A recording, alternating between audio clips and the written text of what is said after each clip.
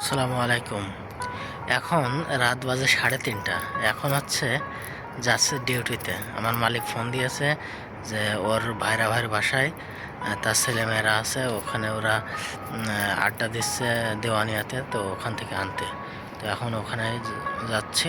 তো ওখান থেকে আনার পরে এখন বাসায় আসবো। এই হচ্ছে আমার গাড়ি, আর এখন রাত। তো এখন ওদেরকে আনার পরে এখন বাসার দিকে যাচ্ছি, রুমে যে রান্না করতে হবে, রান্না করে আবারও রাতের খাবার খাইতে হবে। সেরে যে দেখেন সারা রাত্রে ডেলিভারি চলে, তো রাতের খাবার খাইতে হবে। তো এখন ওদের আনার পরে আর পাগল বানিয়ে দিচ্ছে। এই সামনের বাড়ির কিছু পোলাপান আছে, এরা এত দুষ্টু, সারা রাত জেগে থাকে। ওদের জন্য আরো বেশি কষ্ট। তো এখন ভিডিও আজ এ পর্যন্তই, পরে আবার ভিডিও করব। তো এখন রাত, তো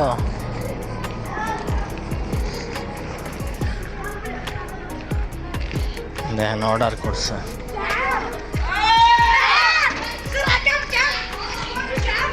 এই যে রুমে চলে আসছে।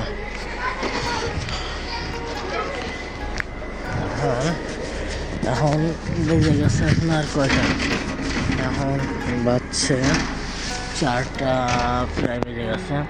তো এখন আর ঘুমাবো না, এখন রান্না করবো।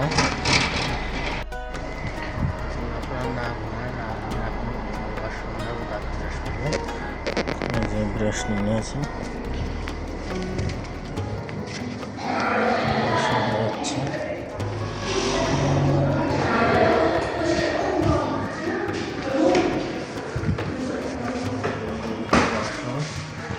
এটা হচ্ছে মিরর ওয়াশরুম এটা। তো এখন দাঁত ব্রাশ করবো।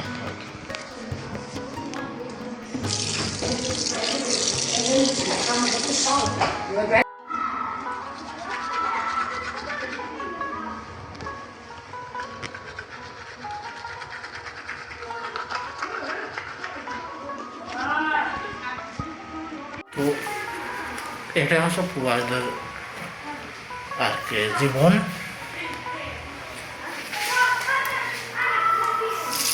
রাত নাই দিন নাই, সবসময় কাজ করতে হবে।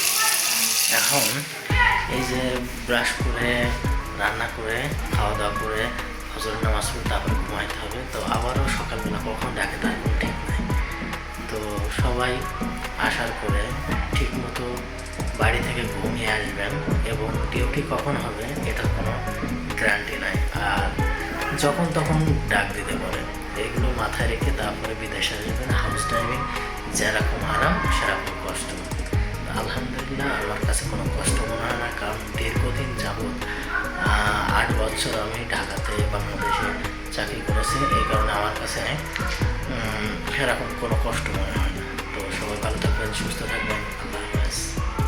এখন আর না ঘুমায়, একবারে রান্না করে খাওয়া দাওয়া করে ফজরের নামাজ পড়ে একবারে ঘুমাবো। তো এটা হচ্ছে প্রবাসীদের জীবন। কখন কোথায় কোন টাইমে ডিউটি হয় কিছু বলা যায় না। সারাদিন আরাম, সারা রাত কষ্ট। তো সবাই ভালো থাকবেন, সুস্থ থাকবেন, এবং পরবর্তী ভিডিও দেখার আমন্ত্রণ রইল। আল্লাহ হাফেজ।